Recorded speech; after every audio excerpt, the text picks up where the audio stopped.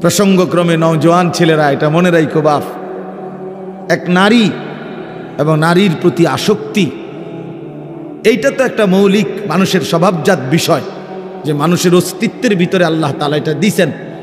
কিন্তু সেইটা কেউ যদি নেককার স্ত্রীর জন্য অপেক্ষা করে আর আল্লাহর কাছে দোয়া করে আর নেককার স্ত্রী, চরিত্রবান স্ত্রী মিলে, আল্লাহর কসম, তো পৃথিবীতেই তার ঘরে, তার জীবনে জান্নাতের সুখ বিরাজ করে।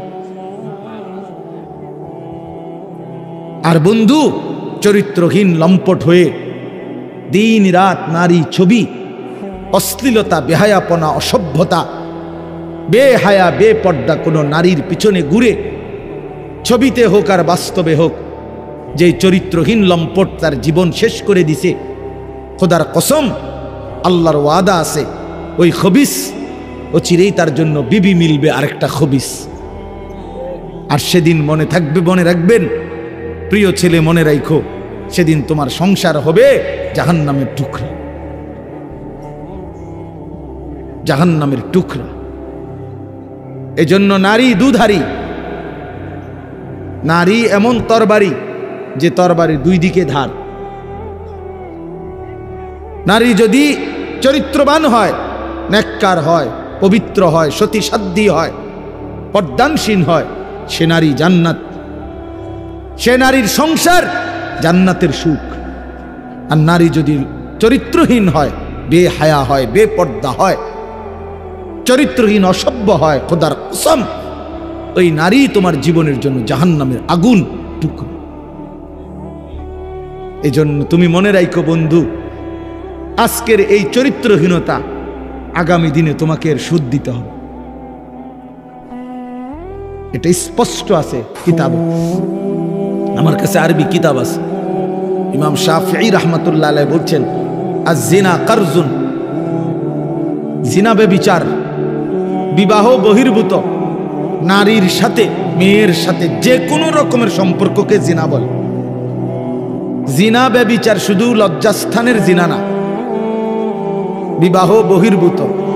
হাসো, হাসলে ভালো, কারণ কিছুটা প্রতিবন্ধী যারা হয় তারা হাসে, যাদের মানসিক সমস্যা, ব্রেনে ডিস্টার্ব, সে গুনাহের কথা বললেও তার হাসি আসে, যে আমারই তো কইতেছে, তখন সে বুঝে যে আমি অসভ্যরই তো কইতেছি। বুঝেন নাই? এর যখন এটা বুঝাই যায় যে সে যে কিছুটা প্রতিবন্ধী, এটা তখন বোঝা যায়। বুঝছেন? তো এই জন্য বললাম যে এইটা আয-জিনা কারজুন। ইমাম শাফিঈ রাহমাতুল্লাহ আলাইহি বলছে, বিবাহ বহির্ভূত নারীর সাথে যে কোনো রকমের সম্পর্ক, যে কোনো রকমের কথা বলা, চোখে দেখা, ছুঁয়ে দেখা, তার সাথে চলা, তার সাথে দিনের পর দিন রাত সম্পর্ক রাখা, পার্কে, রেস্তোরাঁয়, বিনোদন কেন্দ্রে তাকে নিয়ে ঘুরতে যাওয়া ইত্যাদি, যেই কোনো রকমের, বলে না আমি ধরিও নাই, ছুঁইও নাই, শুধু কথা বলতাম, এটাও জেনা, এও বেবিচারী, এও খবিস। আর আল্লাহর ওয়াদা, ইমাম শাফিঈ বলছে এটা একটা করজ, জেনা একটি করজ, করজ ঋণ, তোমাকে সেই ঋণ শোধ দিতে হবে।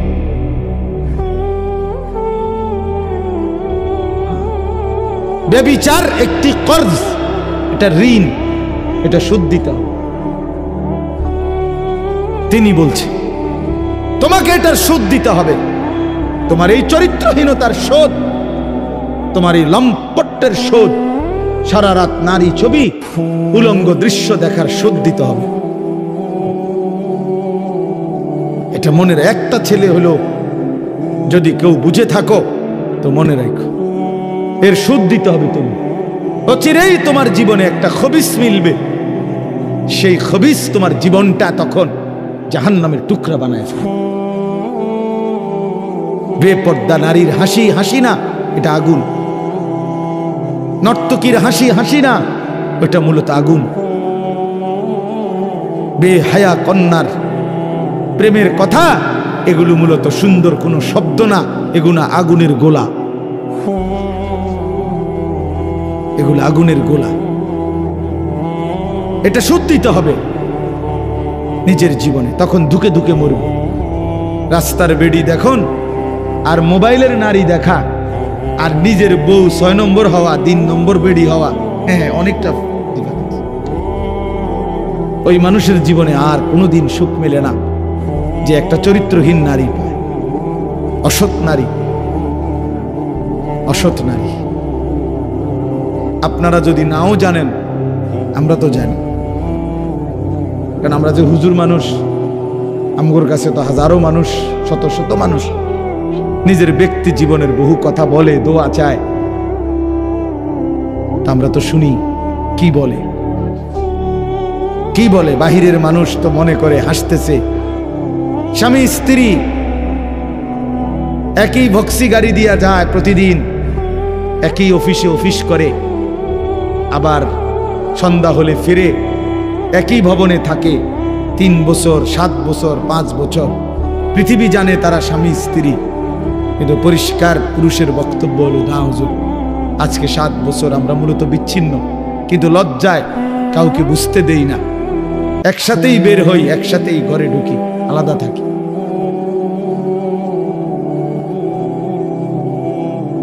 হ্যাঁ, স্বামী এক জায়গায়, স্ত্রী এক জায়গায়। স্বামী ছাদে বইয়া গিটার বাজায়, বিড়ি আর সিগারেট খায় আর গান গায়।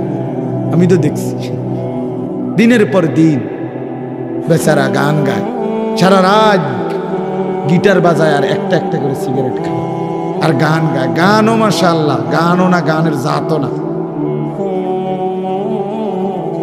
না কিচ্ছু না, মানে এটা কোনো সুরও নাই, সুরের জাতও নাই, বে বে করে, বে বে। আহা, আল্লাহ মাফ করে দেন, আল্লাহ মাফ করে দেন। প্রিয় যুবক, চরিত্রহীন হয়েও না, তোমার জীবন দিয়ে এটার খেসারত দিতে হবে। তোমার অপকর্মের দায়ভার আল্লাহর কসম অন্য কেউ নিবে না। তোমার লাম্পট্য, তোমার অসভ্যতা, তোমার অসভ্যতার দায়ভার কেউ নিবে না, তোমাকেই শোধ দিতে হবে। বললাম না, এটা করজ, ঋণ, এটা সুদ, ঋণ শোধ করতে হয়, ঋণ শোধ দিতে হয়। হ্যাঁ, আল্লাহ আমাদেরকে মাফ করে দেন। আমি মনে করাই দিলাম, যদি কোনো ছেলে বোঝো তো ছেড়ে দাও, এক পবিত্র নারীর জন্য অপেক্ষা করো, এক হালাল স্ত্রীর জন্য অপেক্ষা করো। এই পৃথিবীতে এখনো আছে পবিত্র নারী, চরিত্রবান নারী আছে, যে আল্লাহর কাছে চায়, আনা ইনদা যন্নি আব্দি বি। হাদিসে কুদসিতে আছে, আল্লাহ বলছে, বান্দা আমার ব্যাপারে যেমনটা ধারণা করে আমি আমার বান্দার সাথে তেমন আচরণই করি, আমি তেমন আচরণ করি। অতএব আমার বান্দা যদি দিল থেকে ইখলাসের সাথে নিজেকে পবিত্র রেখে, গুনাহ থেকে মুক্ত রেখে যদি অপেক্ষা করে যে আল্লাহ আমি একজন সতীসাধ্যী নেককার চরিত্রবান নারী চাই, আল্লাহর কসম মিলেই যাবে, মিলেই যাবে, কোনো সন্দেহ নেই, কোনো সন্দেহ। তুমি যদি বলো কই ভালো মানুষ তো দেখি না, না তোমার কাছে ভালো মানুষ প্রতিদিন তোমার কাছে ইয়া ঘুরতে হইব বা জানাইয়া যাইতে হইব যে ভাই চিনচিন নিয়ে আমি যে ভালো মানুষ, আপনার লিস্ট লিখকে রাখেন। এটা কি কোনো নিয়ম হলো কি? আপনার কাছে আইয়া সমস্ত ভালো মানুষ দেখা করে যাইতে হইব একবার আইয়া? এটা কে আইন করছে? এটা এটা কোন আইনের কথা? অনেক মানুষ দেখেন না, চা দোকানে বৈশা বিড়ি খাইতে খাইতে করতে ভালো মানুষ আসেনি অনেকের না, করতে পার ভালো মানুষ তো একমাত্র আমনে চাচা, পৃথিবীর শেষ ভালো মানুষ তো আমনে। আমনে এই যে বিড়ি খাবেন না, আমনে বিড়ির গন্ধে কাছে যাওন জানা, আমনেই পৃথিবীর আখেরি ভালো মানুষ। কোনো কারণে যদি আমনে মারা যান তো পৃথিবী শেষ না, এরপরে আর করতে খাইব, উনি তো টোয়াই পায় না, উনি চা দোয়ানে বইয়া বইয়া বিড়ি খায় আর ভালো মানুষ টোকায়, বেউকুফ কোথাকার।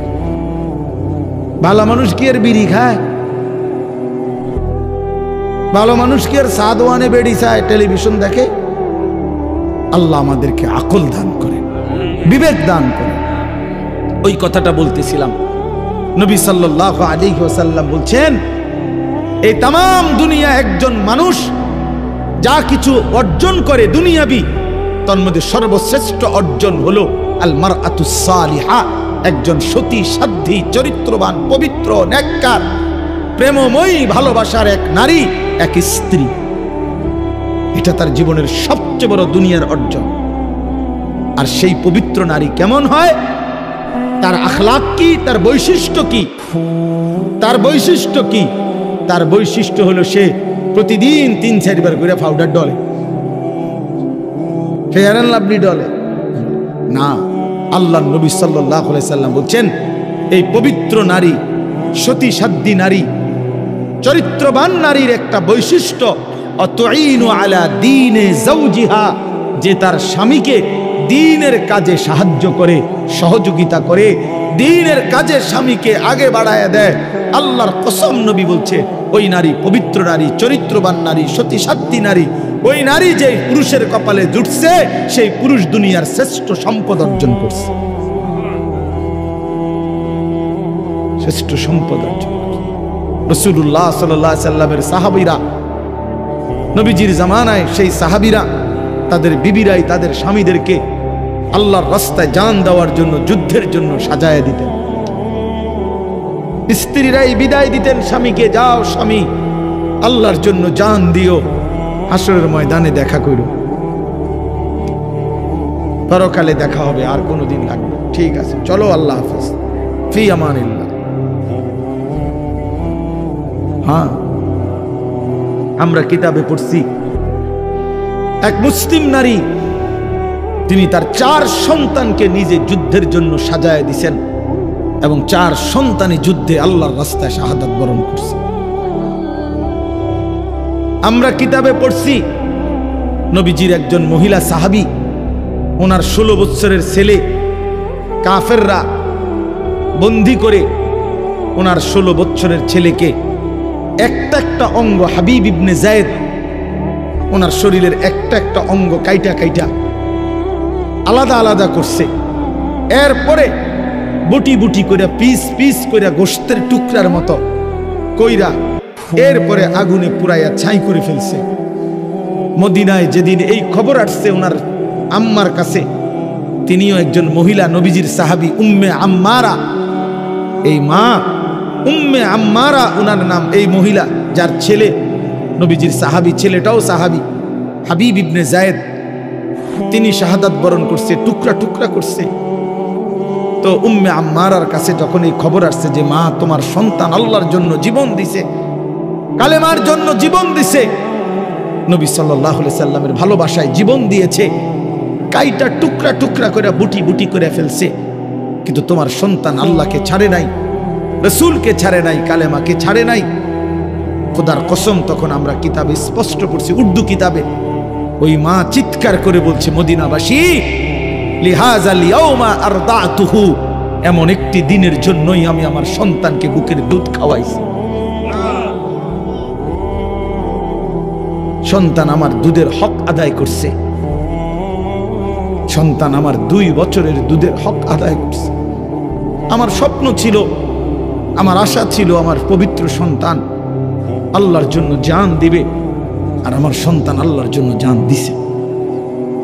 নিকল যায় দম তেরে কদমোं के नीचे, यही दिल की हसरत, यही दिल की आरज़ू है।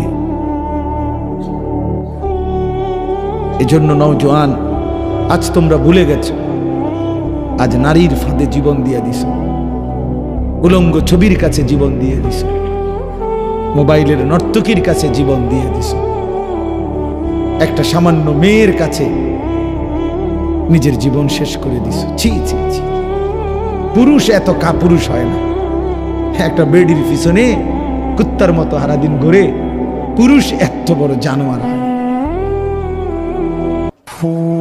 পুরুষ এত কাপুরুষ হওয়ার কথা না। যার পৌরুষ আছে, যে পুরুষ, সে এমন হওয়ার কথা না।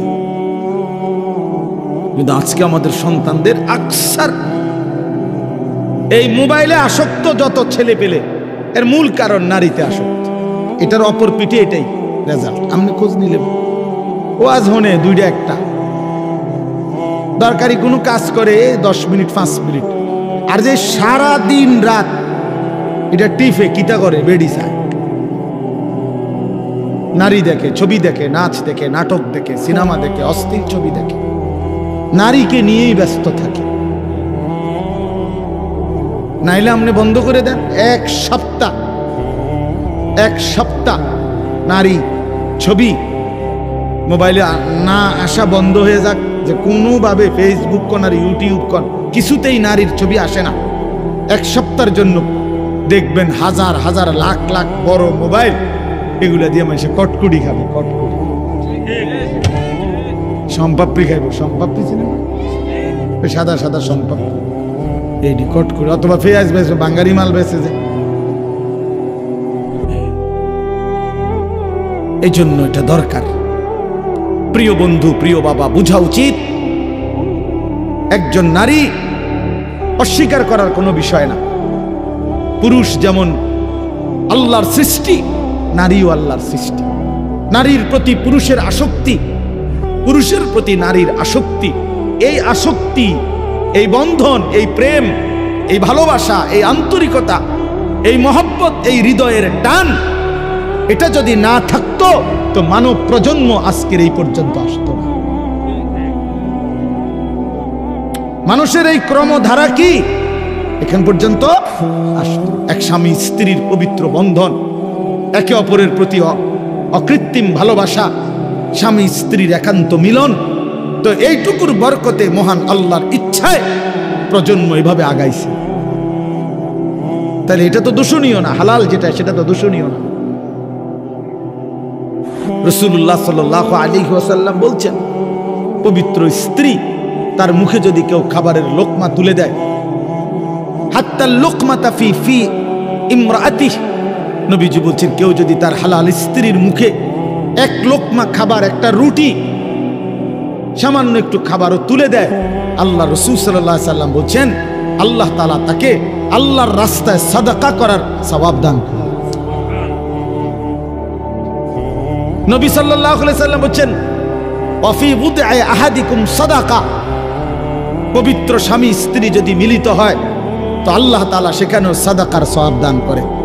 সাহাবী জিজ্ঞেস করছে, ইয়া রাসূলুল্লাহ, মনের চাহিদা পূরণ করলেও সওয়াব হয়? আল্লাহর নবী বললেন, সেটা যদি ভিন্ন অনুমতি নাই এমন নারীর সাথে যদি পূরণ করে সেখানে কি গুনাহ হয়? তিনি বললেন, হ্যাঁ গুনাহ হয়। কয় তাহলে এখানেও নেকি? সেখানে গুনাহ হইলে এখানে নেকি হয়। এজন্য বন্ধু, আল্লাহ তাআলা প্রত্যেক নিষিদ্ধ বিষয়ের বিপরীতে বৈধ হালাল পন্থা আল্লাহ রাখছেন। যিনি মদ হারাম করেছেন তিনি মধু হালাল করেছেন, যিনি সুদ হারাম করেছেন তিনি ব্যবসা হালাল করেছেন, যিনি ভিন নারী দেখা হারাম করেছেন তিনি বিবাহ হালাল করেছেন। এমন কোনো বিষয় নাই বান্দার যেটা চাহিদা আছে অথচ সেই চাহিদা পূরণের বৈধ কোনো পন্থা আল্লাহ দেন নাই। খোদার কসম, এমন চাহিদা মানুষের মধ্যে নাই, এটা হতে পারে না। কারণ প্রতিটি চাহিদাও দিছেন আল্লাহ, সেই চাহিদা পূরণের হালাল পন্থা নির্ধারণ করে দিছেন, সেটাও আল্লাহ, সেটাও আল্লাহ করছেন। আজকে অনেক মা বোন হয়তো পর্দার আড়ালে আছেন, শুনতেছেন, আপনাদেরকেও বলি, বেপর্দা নারী, বেহায়া নারী, বেহায়া কন্যা, তার বাস্তবিক অর্থে সামাজিক কোনো মর্যাদা নাই। ইসলামের দৃষ্টিতে, মানবতার দৃষ্টিতে, ইনসাফের দৃষ্টিতে, বিবেকের দৃষ্টিতে তার কোনো সম্মান নাই, ইজ্জত নাই। বেপর্দা নারী তো শোপিস, উপভোগের পণ্য। বেপর্দা নারী তো প্রদর্শনের বস্তু, প্রদর্শনের বস্তু, যে নিজেকে প্রদর্শন করে বেড়ায়। আল্লাহ তাআলা আমাদেরকে মাফ করে দেন। আল্লাহ আমাদের মা বোন, আমাদের কন্যা, যে সমাজের নারী বেপর্দা হয়, বিশ্বাস করেন ওই সমাজের সবচেয়ে বড় বিপদ হলো হালাল এবং পবিত্র পন্থা, হালাল এবং পবিত্র বিবাহ এবং হালাল এবং পবিত্র মানব প্রজন্ম তছনছ হয়ে যায়। আজকের ইউরোপ এই ব্যাধিতে আক্রান্ত, যখন অবাধ যৌনাচার, নারী পুরুষের অবাধ সহজ করে দিছে, আজকে তাদের বৈধ সন্তানের চাইতে অবৈধ সন্তানের পরিমাণই বেশি, পরিমাণই বেশি। আল্লাহ আমাদের সমাজ, আমাদের বংশধর, আমাদের প্রজন্মকে জিনা, ব্যভিচার, বেহায়া, বেপরদিগি, বেশরম এই জিন্দিগি থেকে হেফাজত করে। জানো না ভাই আমার, আমি এক ফেরিওয়ালা, যে এক অস্থিরতা লালন করি কারো প্রতি, আল্লাহর কসম আমার কোনো বিদ্বেষ নাই। এই গ্রামে আমি বারবার আসছি। আমি 11 বছর যখন সোনাকান্দা ছিলাম, আমাদের জনাব আলহাজ কারি ওমর ফারুক সাহেব হুজুর, আল্লাহ তার কবরকে নূরে নূরে ভরপুর করে দেন, আমি তো ওনার মসজিদে অনেকবার আসছি। কোরআনুল কারীমের মধ্যে আছে আল্লাহ তাআলা উল্লেখ করেছেন কোরআনে, ইন্না ফি যালিকা লা যিকরা লিমান কানা লাহু কলবুন আও আলকাস সামআ ওয়া হুয়া শাহীদ। আল্লাহ তাআলা বলেন, নিশ্চয়ই 3টি জিনিস যে একসাথে করে, 1 নম্বর হলো দিল, 2 নম্বর হলো কান, 3 নম্বর হলো চোখ।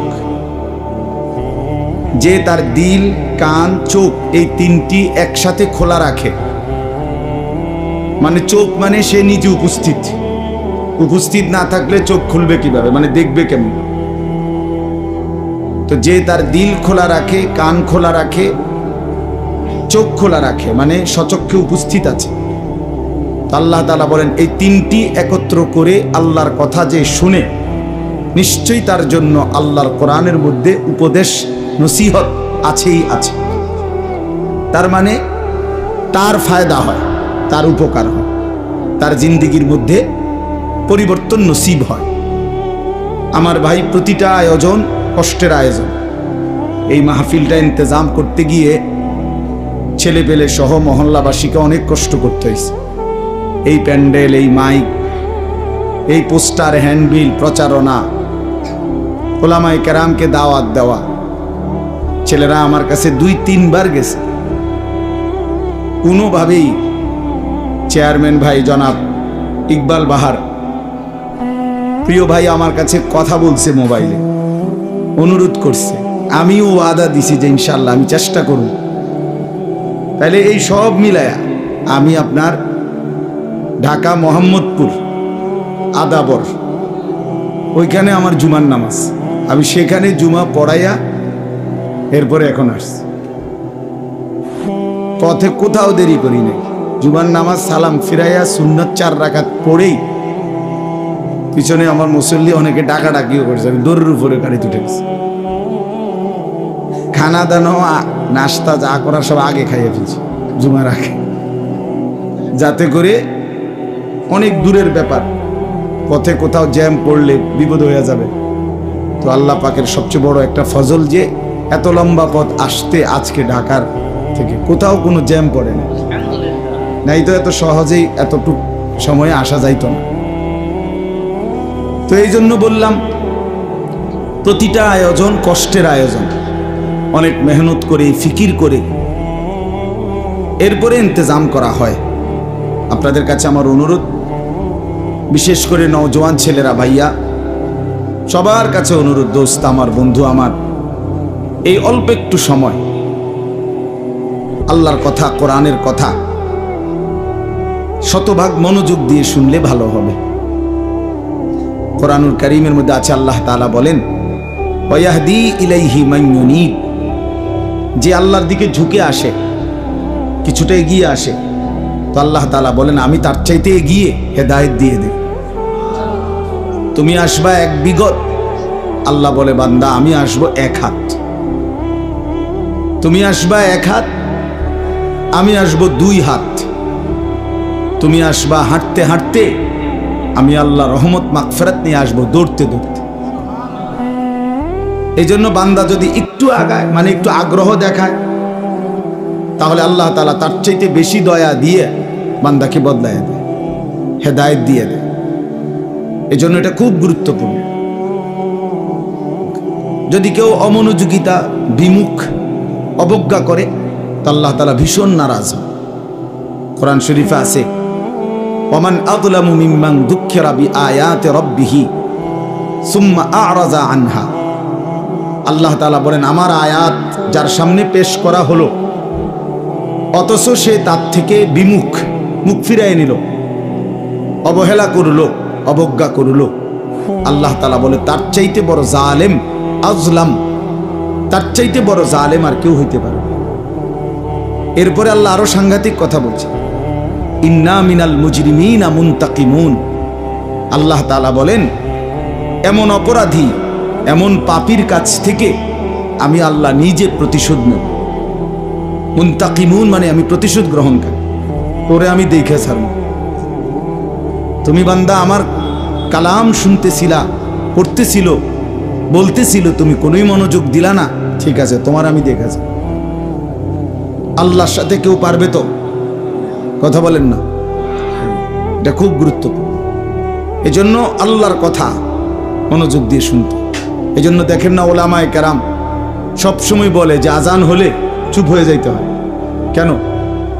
আজান শুনতে হয় মনোযোগ দিয়ে, আজানের জবাব দিতে হয়। বিশেষ করে সবগুলো আজান না হোক, কমপক্ষে ব্যক্তি তার কাছাকাছি যেটাতে সে নামাজ পড়ার নিয়ত করে ওই আজানের জবাব দেওয়া। এজন্য তার মানে হলো আল্লাহর নাম শুনলে বান্দার পুরা মনোযোগ সেদিকেই ফেরানো উচিত, সেদিকেই ফেরানো উচিত। কোরআনুল কারীমের মধ্যে আল্লাহ তাআলা বলেন, ইন্নামাল মুমিনুনা আল্লাযীনা ইযা যুকিরাল্লাহ ওয়াজিলাত কুলুবুহুম। আল্লাহ তাআলা বলে, নিশ্চয়ই আমার মুমিন বান্দা তারা যাদের সামনে আমি আল্লাহর নাম যখন নেওয়া হয় তো তাদের অন্তরাত্মা কেঁপে ওঠে, দিল কাইপা ওঠে যে হায় আমার মালিকের নাম নিয়েছে, আমার আল্লাহর নাম নিয়েছে। এজন্য এটা বহুতই গুরুত্বপূর্ণ, বহুতই গুরুত্বপূর্ণ যে আল্লাহর কালাম শুনলে চুপ হয়ে যাও, মনোযোগী হও। ইদা কুরি আল কোরআন ফাসতামিউ লাহু ওয়া আনসিতু। আল্লাহ তাআলা বলেন, যখন তোমাদের সামনে কোরআন পড়া হয় তো তোমরা দুইটা কাজ করো। ফাসতামিউ লাহু, এক নাম্বার মনোযোগ দিয়ে শুনো, ওয়া আনসিতু, দুই নাম্বার চুপ থাকো। তাহলে কি হবে? আল্লাহ তাআলা বলেন, লাআল্লাকুম তুরহামুন, তৎক্ষণাৎ তোমাদের উপরে আল্লাহ তাআলার পক্ষ থেকে রহমত বর্ষিত হবে। তাফসীরের মধ্যে লিখছে রহমত বর্ষিত হবে মানে কি? মানে হলো আল্লাহ তাআলা তোমাকে ইবাদতের তৌফিক দান করবে, আল্লাহকে মানবার তৌফিক দান করবে। এটা হলো সবচেয়ে বড় দয়া। এজন্য ভাই আমার এবার একটা অনুরোধ আছে, অনুরোধটা একটু কষ্ট মনে হবে এখন, বাকি অনুরোধটা হইল যতগুলো ছেলের হাতে মোবাইল এগুলো সব বন্ধ করে ফেলতে হবে, নামায়ে ফেলতে হবে। সরাসরি আমাদের চেহারার দিকে তাকায়া নওজোয়ান তোমরা আল্লাহর ওয়াস্তে এই ভাইয়ের কথাটা শোনো, আমার দিকে তাকায়া শোনো, এতে বরকত হবে ভাই। এই মোবাইল অজস্র ওয়াজ, আমি না শুধু হাজার হাজার বক্তাদের ওয়াজ মোবাইলের মধ্যে লাখ লাখ আছে, অভাব নাই। কাজেই মোবাইলে দেখার জন্য অন্য সময় সুযোগ হবে, কিন্তু এখন আমরা যেহেতু আসছি, আমি বললাম না কোনোভাবেই আমি মিলাইতে পারতেছিলাম না। আমার এশার নামাজের পরে মুসাগারা বয়ান, আমার লাস্টে শাহেদাগোপ মাদ্রাসায় বয়ান আজকেই। তো আমি এরপরেও বলছি যে আমি এই মাগরিবের টাইমে একটু সময় এইবার এখানে আসলাম। ছেলেদেরকে আমি বলছি যে ইনশাল্লাহ সামনের বছর আল্লাহ চাহে তো হায়াতে বাঁচলে তোম করে ভবিষ্যতে একটু সুযোগ মতো টাইম পরে মিলাই দেব। এই জন্য ভাই প্রত্যেকেই ব্যস্ত, এই জন্য আমি অনুরোধ করলাম সবগুলো ছেলে নিজেদের হাতের এই মোবাইলটা বন্ধ করে মোবাইলটা সেফে রাইখো যাতে চুরি না হয়। তো এইভাবে রাইখা দয়া করে ভাই আল্লাহর কোরআনের ছোট্ট ছোট্ট 8টি আয়াত, একটি সূরা আমি পড়ছি কোরআনুল কারীমের, সূরাটার মধ্যে 8 আয়াত, ছোট্ট সূরা। এই ছোট্ট সূরাটা আমরা একটু শুনাই ইনশাআল্লাহ। সবাই মনোযোগ দিয়ে শুনলে আমারও লাভ হবে, আপনাদেরও লাভ হবে, জওয়ানেরও লাভ হবে, বয়স্ক মানুষেরও লাভ হবে। পর্দার আড়ালের যারা মা বোন আছেন আপনারাও শুনলে লাভবান হবে। আল্লাহর কোরআন আমাদের জন্যই, আল্লাহ তাআলা এটা আমাদের জন্যই নাজিল করেছেন, আমাদের হেদায়েতের জন্য, আমাদের রাহনুমাইয়ের জন্য। কোরআনুল কারীমের মধ্যে আছে আল্লাহ তাআলা বলেন, বান্দা আমাকে মানবার জন্য, জান্নাত পাওয়ার জন্য, তুমি আখিরাতের পরীক্ষায় উত্তীর্ণ হওয়ার জন্য 3টা ব্যবস্থা আমি নিয়মিত রাখছি। তুমি যাতে ফেল না মারো, তুমি যাতে পাশ করতে পারো, তুমি যাতে জান্নাতি হতে পারো, এজন্য 3টা ব্যবস্থা আমি আল্লাহ সর্বক্ষণ তোমার জন্য রাখছি। কয়টা ব্যবস্থা? 1 নাম্বার, আমি আল্লাহ তাআলা তোমাকে যতগুলো হুকুম করেছি, যতগুলো নিষেধ করেছি, প্রতিটা হুকুম এবং প্রতিটা নিষেধ পালন করা এবং বর্জন করার, ছেড়ে দেওয়ার শতভাগ যোগ্যতা আমি আল্লাহ তোমার দেহের মধ্যেই দিয়েছি। আমাকে মানার যোগ্যতা সম্পন্ন একটা শরীর দিয়েই আমি আল্লাহ তোমাকে বানাইছি। এমন একটা হুকুম নাই আমার যেই হুকুমে এমন যে যেটা পালন করার কোনো সক্ষমতাই নাই শরীরে, অথচ আমি আল্লাহ বিধান দিছি, এটা হতেই পারে। বুঝেন নাই কথাটা? যেমন মনে করেন আল্লাহ তাআলা বলছেন রুকু করো, কিন্তু এখন আমার কোমরই বাঁকা, তা আমি কেমনে রুকু করব? তাইলে না এটা জুলুম হইতো যে এটা একটা কথা বললেন, আমার কোমরটাই বাঁকা হয় না, আমি ওই ভাই লাইট এটা জ্বালায়ও না, এটা ফালতু কোথাকার বেটা।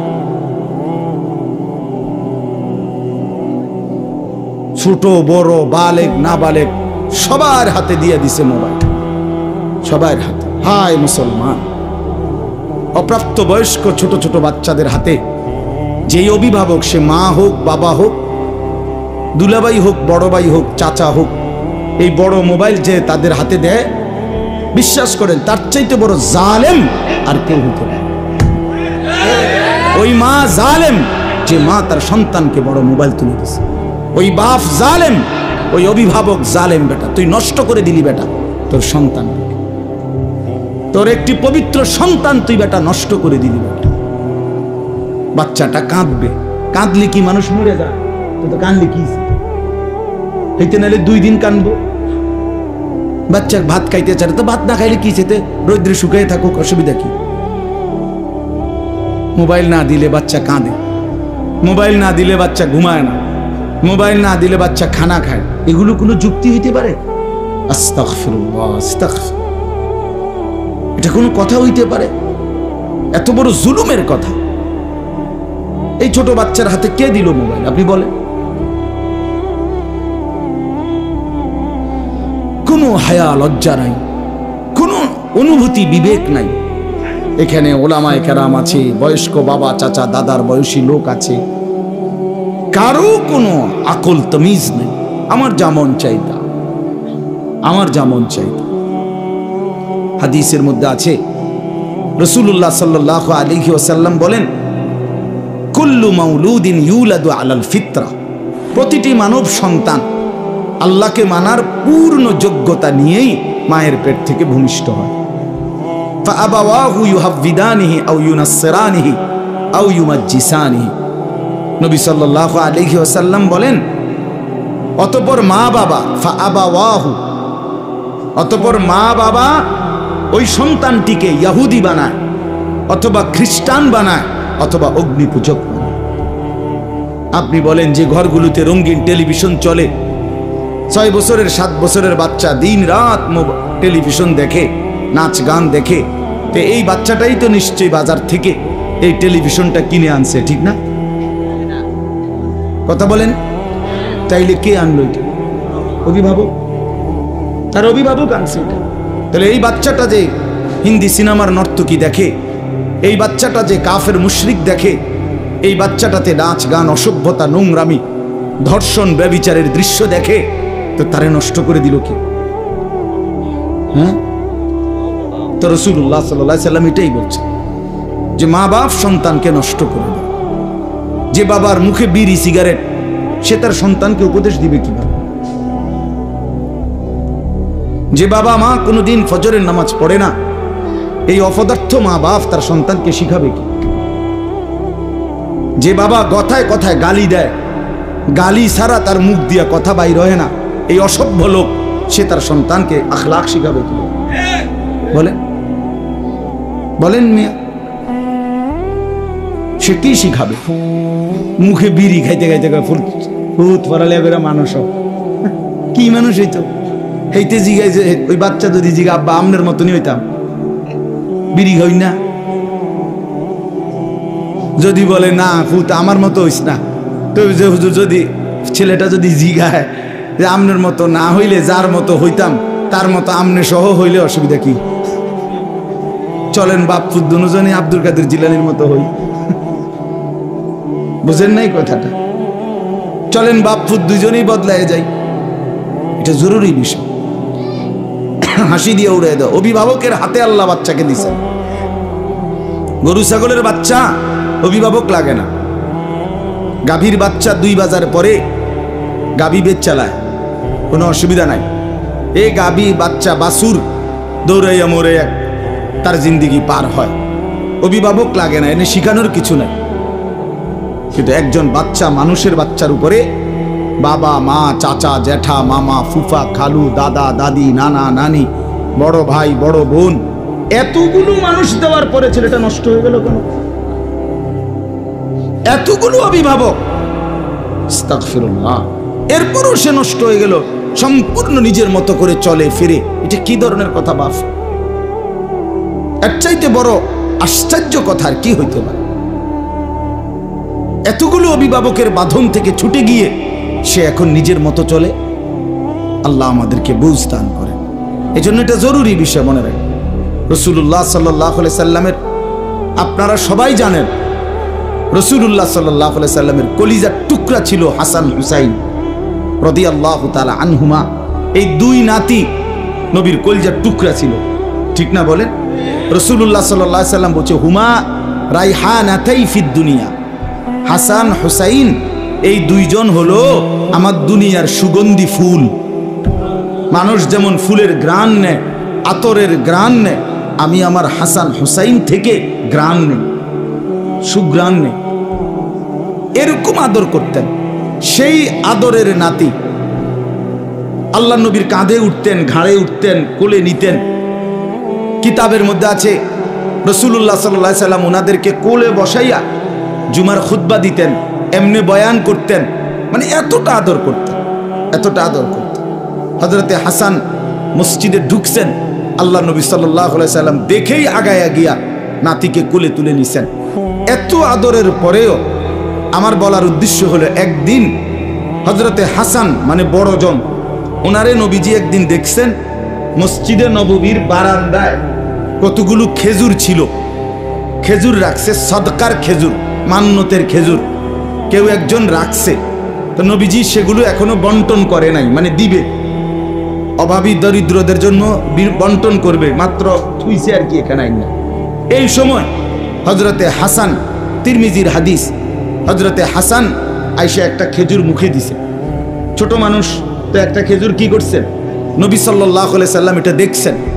সাথে সাথে আল্লাহ নবী সাল্লাল্লাহু আলাইহি সাল্লাম ওনার সামনে গিয়ে বললেন কাখ কাখ, আরবি শব্দ, মানে ওয়াক ওয়াক, মানে এটা ফেলাও ফেলাও, হাতের ইশারা দিয়ে বুঝাইলেন মানে এটা ফেলাও। ফেলে দিছেন উনি, হযরতে হাসানের মুখ থেকে এটা ফেলে দিছেন। ফেলে দিয়ে বলছেন আমা তাআলাম ইন্না লা নাকুলু সাদাকা, নাতি তুমি কি জানো না আমরা নবী বংশ, হাশেমি বংশ, আমাদের জন্য সাদাকা মান্নতের জিনিস খাওয়ার অনুমতি নাই। রাসূলের বংশের জন্য মান্নতের জিনিস খাওয়ার কি নাই, অনুমতি নাই। এটাই মাসাল, হাশেমি বংশ ওনারা। তো এজন্য আল্লাহ নবী সাল্লাল্লাহু আলাইহি সাল্লাম ওনার মুখ থেকে এটা ফেলে দিছেন। আচ্ছা আপনি এবার ভাবেন তো, নবী সাল্লাল্লাহু আলাইহি সাল্লামের ঘরে কি তখন খেজুর ছিল না? কথা বলেন না কেন? তো বাচ্চা মানুষ একটা খেজুর খাইছে, উনি যদি নিজের ঘরের থেকে আরো 10টা খেজুর আইনা দেয়, অসুবিধা কি বলেন? কোনো সমস্যা নাই। কিন্তু সন্তান, এই নাতি, খেজুর তো আইনা দেওয়া যাবে, কিন্তু সে আখলাক শিখবে কিভাবে? সে দিন শিখবে কিভাবে?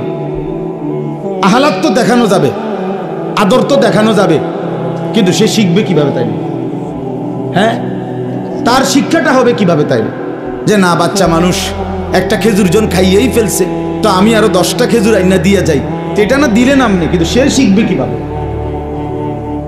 তার মনে পড়বে কিভাবে? সে দিন শিখবে কিভাবে? আখলাক শিখবে কিভাবে? এই জন্য এটা জরুরি বিষয়। কথাটা প্রসঙ্গ দেখে আমি লম্বা করলাম। এটা জরুরি বিষয় বাপ, সন্তানের আখলাক এটা মানুষের সবচেয়ে বড় সম্পদ। রাসূলুল্লাহ সাল্লাল্লাহু আলাইহি ওয়াসাল্লাম বলেন, মা নাহালা ওয়ালিদুন ওয়ালাদাহু মিন নুহলিন মিন আদাবিন হাসান। কোন পিতা মাতা তার সন্তানের জন্য সবচেয়ে বড় কি রেখে গেল, নবীজি বলেন সবচেয়ে উত্তম কি রেখে গেল মা বাপ। আমার বাবা মা তো মরে গেল, কিন্তু সন্তানের জন্য রেখে গেল কি? সবচেয়ে বড় যা রেখে গেল, আল্লাহ নবী সাল্লাল্লাহু আলাইহি সাল্লাম বলেন আদাবুন হাসান, উত্তম আদব, উত্তম আখলাক, উত্তম জিন্দেগি যে তার সন্তানের গড়ে দিয়ে গেল। আল্লাহর কসম নবী বলছে সেই মা বাপ তার সন্তানের জন্য সর্বোত্তম জিনিস দিয়ে গেল। সোফা দিয়ে গেছে, এটি থাকতো না। আমনে মইরা 20 বছরের মাথায় কবর থেকে আইসা দেখেন আমনের নিজের ঘরে আমনের ফার্নিচার একটাও নাই। হ্যাঁ হ্যাঁ, যদি জিজ্ঞাসা করেন নাতি ফুত আমি যে বানাই দিছিলাম হেইটি কই, হে বলবে আব্বা এটি অন চলে না, আমনের সোফা এটি ফিসা দিয়ে ফিটটা হালাই দিছি, এটি অন চলে না, এটি বার্নি শিখতে গেছে, কোনা ভাঙ্গিয়া গেছে, নতুন পিছনের গুলো চলে না। দুনিয়া যতই সাজাই দিয়া যান, আপনার পরে এই দুনিয়া এগুলো থাকবে না, এগুলো থাকবে না। আমার দাদা মৃত্যুর ঠিক 12 বছর পরে আমি আমার বড় জ্যাঠাকে বলছিলাম, আমার দাদাও বড় সম্পদওয়ালা ছিলেন, 10 গ্রামে নামি দামি মানুষ ছিলেন আমার দাদা। হালের বলদ ছিল দাদার অনেক, বড় গৃহস্থওয়ালা ছিলেন, জমি জামা চাষাবাদ করতেন, অনেক বড় বাড়ি। ঠিক গুনা 12 বছর পরে আমার বড় জ্যাঠাকে বলছিলাম, জ্যাঠা আমার দাদার রেখে যাওয়া এত বড় বাড়ির স্মৃতিস্বরূপ আপনার কাছে আছে এমন একটা কিছু আমারে দেখান। একটা লবণের বাটি, কাচের প্লেট, একটা গ্লাস, জগ, মগ, কিছু একটা। বিশ্বাস করেন আমার জ্যাঠা চোখের পানি ছেড়া দিছে, দেখে বলছে ভাতিজা তোরে দেখাইবার মতো আমার বাপের কোনো কিছুই আমার কাছে কিচ্ছু নেই, একটা নুনের বাটিও নাই। এজন্য কোনো মা বাপ তার সন্তানকে ওই ঘর করে দিয়ে গেছে, বাড়ি করে দিয়ে গেছে, খাট বানাইয়া সোফা বানাইয়া করে দিয়ে এটি থাকতো না রে বাপ। ফ্রিজ কিনে এটি ফ্রিজ এত বছর থাকে না, এখন একটা ফ্রিজ 200 বছর থাকে না, নষ্ট হয়ে যায়। নতুন মডেল আসে, নতুন আরো কোয়ালিটির মধ্যে বাড়ায়, যেটা মধ্যে এখন এই সুযোগ সুবিধা বার করছে। তো এখন মহিলা এই যে শুরু করবো ফ্যান যে এটার মধ্যে বরফ হয় না, এটা আগেরটি বদলাই এটা কেনেন যে এটা এখন এটার মধ্যে বরফ হয় না, মানে বরফ জমে না আর কি, এমনি ঠান্ডা থাকে, একই নন ফ্রস্ট না কি যেন এই। তাইলে প্রতিনিয়ত মডেল বদলায়, দুনিয়া বদলে যায়, দুনিয়া বদলে যায়, কিন্তু সেজদা বদলায় না। আজকের এই এক সেজদা আল্লাহর কসম রব্বুল আলামিন হাসরের ময়দানে জান্নাতে আল্লাহ তাআলা নিজ হাতে বলবে, বান্দা এটা তোমার এই সেজদার পুরস্কার। আল মাল ওয়াল বানুন জিনাতুল হায়াতিদ দুনিয়া। আল্লাহ তাআলা বলেন সম্পদ, সন্তান এগুলো শুধুই কেবল দুনিয়ার সৌন্দর্য। ওয়াল বাকিয়াতুস সালিহাত, বাকি থাকবে একমাত্র আস-সালিহাত, সমস্ত নেক আমল, সমস্ত নেক আমল, সমস্ত নেক আমল। দুনিয়ার সবটাই শেষ হবে বান্দা, কিন্তু সেজদা, জিকির, তেলাওয়াত, তাসবিহ, কান্নাকাটি, তাহাজ্জুদ